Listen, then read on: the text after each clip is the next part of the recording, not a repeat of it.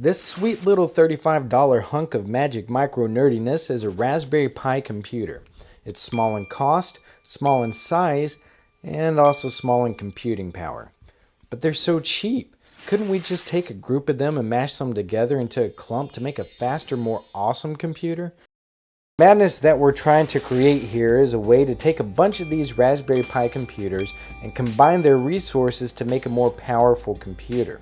If you're wanting to make a supercomputer from this, here's the good news.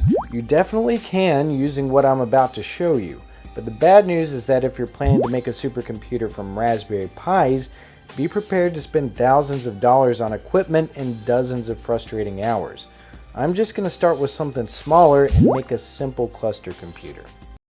Then insert these SD cards into each of the Pis, connect them all to the same switch or router, and then power them on.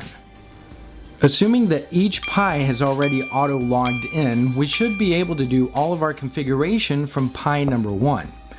And the first thing that we need to do is figure out the IP addresses for each of the Raspberry Pis. This is how they're going to communicate with. Next step is to use SSH to log into each of the Pis individually and launch raspbiconfig to change their network names to the next sequential name until you've renamed all the Pis in your cluster. In my case, I have 4 Pis, so I would have Pi 02, Pi 03, and then Pi 04.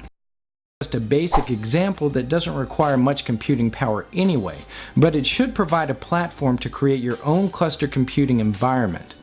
You can apply this same principle also to larger, more capable computers and create a legitimate supercomputer cluster.